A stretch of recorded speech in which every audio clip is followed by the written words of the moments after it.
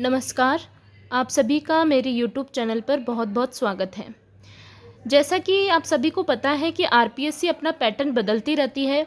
हर कुछ टाइम में आरपीएससी अपना पैटर्न क्वेश्चन बनाने का बदलती रहती है, ताकि क्या है कि हम लोग कंफ्यूज होते रहें। हमारा जो क्वेश्चंस करने का जो तरीका है वो बदलता रहता है। आरपीएससी हमेशा क्वेश्चंस अलग अलग तरीके से बनाती है। अलग अलग जो आती है, ट्रेंड्स आते हैं पेपर्स में। ठीक है, तो उन ट्रेंड्स को समझने के लिए हमें प्रीवियस ईयर क्वेश्चंस लगाना, सॉल्व करना या एमसीक्यू सॉल्व करना बहुत ज़रूरी होता है। आरपीएससी के पैटर्न को समझने के लिए हमें जो पिछले पेपर्स हैं उन्हें देखना बहुत ज़रूरी है।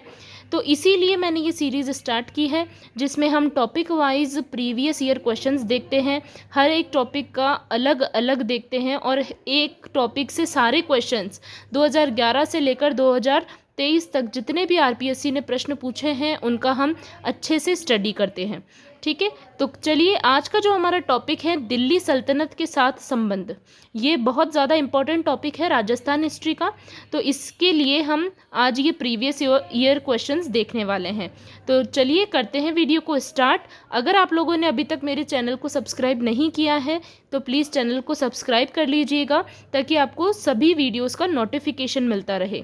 चलिए स्टार्ट करते हैं। आज का हमारा जो फर्स्ट क्वेश्चन है वो है, रणथंभौर के चौहान राजवंश का संस्थापक। रणथंभौर चौहान राजवंश का संस्थापक कौन है? तो गोविंदराज था। ठीक है, ये प्रश्न सेकंड ग्रेड 2022 में पूछा गया था। नेक्स्ट देखिए, खिलजी सुल्तान जिसे रणथंभौर के हमीर ने पराजित किया।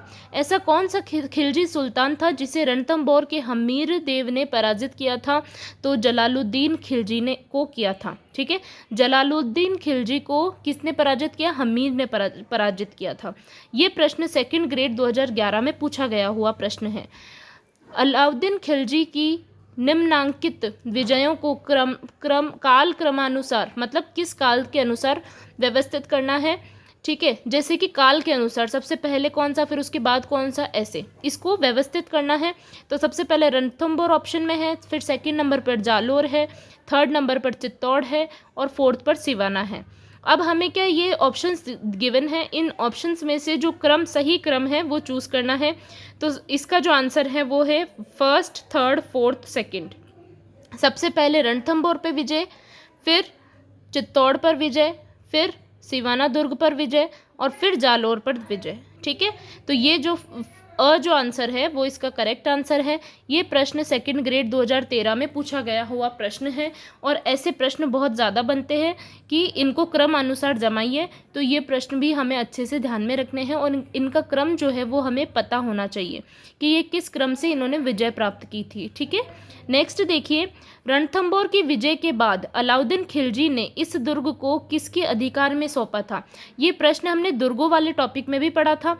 ठीक है, रणथंभौर की विजय के बाद अलाउद्दीन खिलजी ने इस दुर्ग को किसे सौंपा?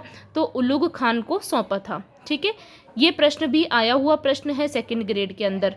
ठीक है, ये प्रश्न कब आया था? देखिए हम लोग दुर्ग वाले टॉपिक में देख सकते हैं कि दुर्ग वाले टॉपिक में ये मैंने करवाया था आपको।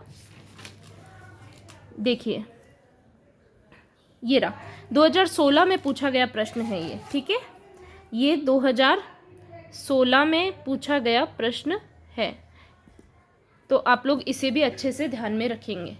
ठीक है, नेक्स्ट देखिए, 1300 ईस्वी में रणथंभौर पर आक्रमण के दौरान अलाउद्दीन खिलजी को कौन सा सेनानायक मारा गया था? अलाउद्दीन खिलजी का कौन सा सेनानायक मारा गया था रणथंभौर का आक्रमण के दौरान? ठीक है, तो नुसरत खान मारा गया था।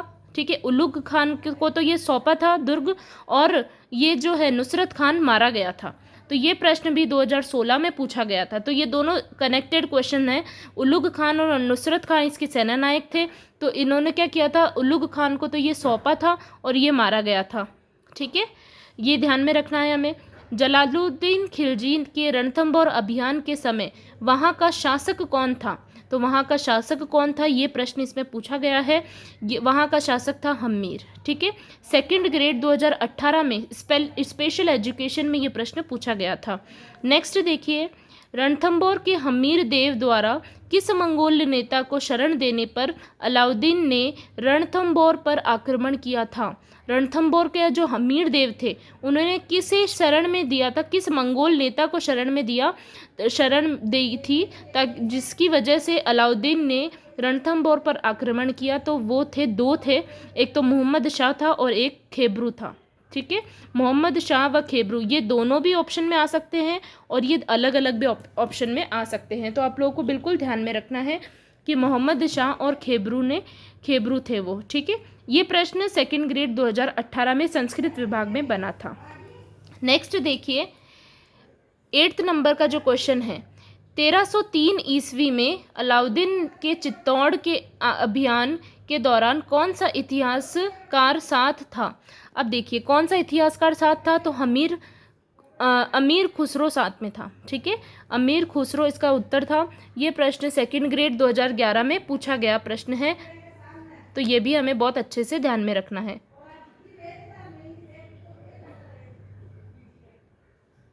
ठीक है, तो आप लोगों को ये बिल्कुल अच्छे से ध्यान में रखना है।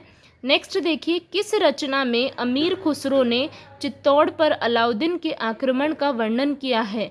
तो किस में हुआ है ये वर्णन? ठीक है, किस रचना में हुआ है? तो अब ये रचना किसकी है? अमीर खुसरो की है। और किसका वर्णन पूछ रहा है? चित्तौड़ पर अलाउद्दीन के आक्रमण का। ठीक है, तो खजाइन उल फुतूह में इसका वर्णन है। ये प्रश्न सेकंड ग्रेड 2016 में पूछा गया था। नेक्स्ट देखिए 1303 ईस्वी में सेनानायक गौरा और बादल, ये बहुत इंपॉर्टेंट प्रश्न है। ठीक है, जब हम पढ़ते हैं ना ये दिल्ली सल्तनत के साथ संबंध, तब भी ये बहुत अच्छे से पढ़ाया जाता है, बहुत इंपॉर्टेंट फैक्ट है। तो किसकी सेना से युद्ध करते हुए वीर गति को प्राप्त हुए? तो ये जो गौरा और बादल है किससे लड़ते हुए मारे गए थे? तो अलाउद्दीन खिलजी के साथ लड़ते हुए ये मारे गए थे। तो ये प्रश्न सेकंड ग्रेड 2022 संस्कृत विभाग में पूछा गया था। नेक्स्ट देखिए, अमीर खुसरो की किस रचना में चित्तौड़ पर अलाउद्दीन के आक्रमण का वर्णन है? ये प्रश्न ऊपर भी आया है, देखिए ऊपर भी आया है ना, और ये यहाँ भी रिपीट हुआ है। ठीक है, तो ये भी बहुत इंपॉर्टेंट प्रश्न है, 2 से 3 बार आरपीएससी ने पूछा है, तो इसे भी हमें बहुत अच्छे से ध्यान में रखना है। नेक्स्ट देखिए, इसका उत्तर देखिए, तारीख ए अलाई और खजाइन उल फुतूह, ये दोनों ऑप्शन में थे, इसीलिए इसका आंसर ये दोनों है। इन दोनों में इसका उल्लेख मिलता है और इन दोनों में ही इस आक्रमण का वर्णन किया गया है, तो हमें दोनों ही ध्यान में रखना है। ठीक है, ये प्रश्न सेकंड ग्रेड 2022 में आया था।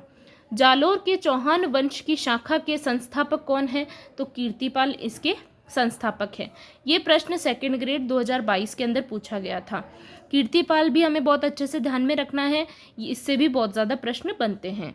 नेक्स्ट देखिए, प्राचीन शिलालेख में जालोर को किस नाम से जाना जाता था? प्राचीन जो शिलालेख हैं उसमें जालोर का प्राचीन नाम क्या था? तो जाबिलपुर था। ठीक है, जाबिलपुर था। ये प्रश्न सेकंड ग्रेड 2022 में पूछा गया था। कानड़ देव कौन था? तो जालोर का शासक था। ये कानड़ देव से जितने भी फैक्ट है वो भी हमें बहुत अच्छे से ध्यान में रखने हैं। तो कानड़ देव जालोर का शासक था, सेकंड ग्रेड 2011 में ये पूछा गया था। नेक्स्ट देखिए, जालोर में अलाउद्दीन का समकालीन शासक कौन है? तो कानड़ देव है। ठीक है, मैंने कहा है कि कानड़ देव से बहुत ज़्यादा प्रश्न बनते हैं, तो जालोर में अलाउद्दीन का समकालीन शासक कानड़ देव है। ठीक है, सेकंड ग्रेड 2018 में ये संस्कृत विभाग में ये पूछा गया था। नेक्स्ट देखिए, अलाउद्दीन खिलजी ने जालोर के किस राजपूत वंश का अंत कर दिया था? अब ये बताना है इसमें कि किस राजपूत वंश का अंत अलाउद्दीन खिलजी ने जालोर के किस शासक का किया था? ठीक है, तो सोनगरा चौहान वंश के शासक का किया था। तो सोनगरा चौहान वंश के शासकों का अंत कर दिया था अलाउद्दीन खिलजी ने। ये प्रश्न सेकंड ग्रेड 2012 के अंदर संस्कृत विभाग में पूछा गया था। तो ये दोनों पेजेस के आप लोग स्क्रीनशॉट ले सकते हो या फिर वीडियो को पॉज करके भी ये क्वेश्चंस नोट डाउन कर सकते हैं। ठीक है, नेक्स्ट देखिए, अलाउद्दीन का निम्न राजपूत राज्यों की विजय का सही क्रम बताना है। देखिए, क्रम वाला प्रश्न पहले भी हमने देखा है, तो 2023 में भी ये क्रम वाला प्रश्न आया हुआ है लेटेस्ट। तो चित्तौड़, रणथंभौर, जालोर और सिवाना। देखिए, अलाउद्दीन का राजपूत राज्यों की विजय में सही क्रम बताना है। तो इसका जो आंसर था ना वो आरपीएससी ने नहीं बताया था, ठीक है। इसका कोई फिक्स आंसर नहीं था, तो इसका बोनस मिला था, ठीक है। तो इसीलिए मैंने यहाँ पे भी आंसर मेंशन नहीं किया है, ठीक है। तो आप लोग भी इसे ध्यान में रखें कि इसका जो बोनस मिला था, ठीक है। नेक्स्ट देखिए, कौन सी रचना कानड़ देव और अलाउद्दीन के आपसी संबंधों की जानकारी देती है, ठीक है। ऐसी कौन सी रचना है जो कानड़ देव और अलाउद्दीन के आपसी संबंधों की जानकारी देती है? तो वीरम देव सोनगरा री बात, इस रचना के अंदर इन दोनों के आपसी संबंधों की जानकारी मिलती है। ये प्रश्न 2nd ग्रेड 2023 का है, ठीक है। इसी के साथ हमारे जो आज का जो टॉपिक था दिल्ली सल्तनत के साथ संबंध वाला टॉपिक भी कंप्लीट हो जाता है। डेली हम लोग एक एक टॉपिक करते जा रहे हैं प्रीवियस ईयर क्वेश्चंस के। तो जैसे ही आप लोगों को ये वीडियोस मिल जाती है, नोटिफिकेशन आ जाता है, तो आप लोग जल्दी से देखिएगा, वीडियो को लाइक करें, शेयर करें, और जितना हो सके अपने फ्रेंड्स या आप लोग, अगर आप लोग लाइब्रेरी में पढ़ रहे हैं तो उनसे भी आप लोग शेयर कर सकते हैं, ताकि उनकी भी हेल्प हो जाए, ठीक है।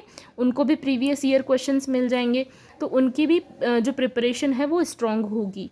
तो मेरी यही उम्मीद है आप लोगों से कि अगर आप लोगों को वीडियो पसंद आ रही है तो आप लोग चैनल को ज़्यादा से ज़्यादा सब्सक्राइब करेंगे और वीडियो को ज़्यादा से ज़्यादा लाइक और शेयर करेंगे, ठीक है। आप लोगों की स्टडीज़ कैसी चल रही है वो कमेंट करके आप लोग बताइएगा। 3 मंथ्स अब आज से जून स्टार्ट हो गया है, तो हमें अब अपनी जो प्रिपरेशन है उसको थोड़ा सा फास्ट करना है, और हमारा जो रिवीजन है धीरे धीरे हमें वो भी स्टार्ट करना है, क्योंकि अब बच चुके हैं सिर्फ 3 महीने हमारे पास। इन 3 महीनों में हमें हमारा कोर्स भी कंप्लीट करना है और 3 से 4 बार रिवीजन भी करना है, और जितना हो सके क्वेश्चन प्रैक्टिस करनी है, एमसीक्यूज़ करने हैं, प्रीवियस ईयर क्वेश्चंस करने हैं, ठीक है। तो अपनी तैयारी जारी रखिए। आई होप कि आप लोग सब अच्छे से पढ़ाई कर रहे होंगे, हेल्दी होंगे, आप लोगों की हेल्थ भी बहुत अच्छी होगी। इसी के साथ मैं आपसे लेती हूँ आज के लिए विदा। नेक्स्ट वीडियो में आप लोगों के साथ में मैं मिलूँगी, और नेक्स्ट वीडियो के लिए आप लोग जल्दी से जल्दी चैनल को प्लीज़ सब्सक्राइब करें, ताकि आप लोगों के पास में नोटिफिकेशन आता रहे, ठीक है। मिलती हूँ आपसे नेक्स्ट वीडियो में, तब तक के लिए गुड बाय।